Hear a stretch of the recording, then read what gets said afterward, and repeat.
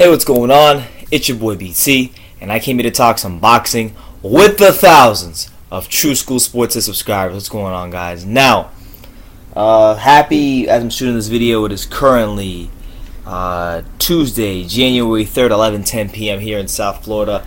Rocking the Roman Chocolatito Gonzalez shirt, so shout out to Roman Gonzalez and all of the Nicaraguans that may or may not watch this video. They probably won't because it's not about Roman Gonzalez. But anyway, recently on BoxingScene.com, shout out to them as always, Carl Froch basically came out and said that we need Anthony Joshua versus Tyson Fury to happen this year. And I forget which video I mentioned this matchup, but I recently said that this is a matchup that at some point in time I'd like to see. I don't know if 2017 ideally would be the best time for it, because Fury hasn't fought since beating Klitschko way back in late 2015, so he has to kind of get back into his rhythm and in shape, fighting shape. He hasn't.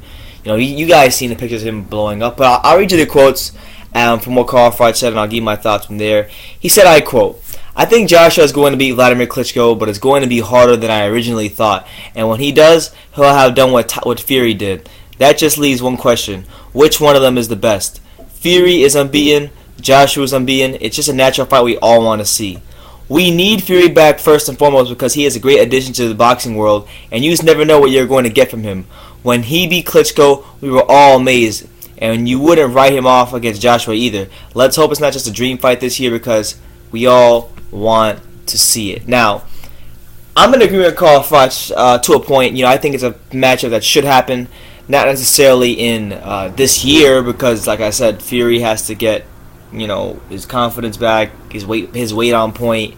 I would give it at least a fight. If Fury looks good, really good in the first fight, and he feels confident enough to fight Joshua this year, then by all means go for it. But I would like to see him get at least one fight if that were to happen. Now, I think naturally this makes sense because when you talk about Joshua, he's fighting Klitschko. That's going to do 90,000 at Wembley Stadium. When Fury beat Klitschko in Germany, there was about 40,000, 50,000 people there. So naturally, you would be led to believe that due to Tyson Fury's personality, he's one of those guys, either you love him or you hate him. And, Tyson Fury is going to sell a lot of tickets, especially against a guy like Joshua in the UK. Now, I would love to see it. It'd be a great matchup, obviously, Fury being 6'8", regardless of what you want to say about his actual athletic build, the guy can definitely move very well for his size. He is an athletic fighter. He just doesn't have the athletic build, and I think he gives Joshua a lot of problems. I think Joshua would have to really. Honestly, I don't see how Joshua would outbox him. To be perfectly honest with you, I think he's too awkward, too mobile, and the size alone would be too much for Joshua to deal with. So I think Joshua's best bet would be to knock him out. And look, we saw Klitschko have success in that 12th round when he finally started letting his hands go against Fury in their fight.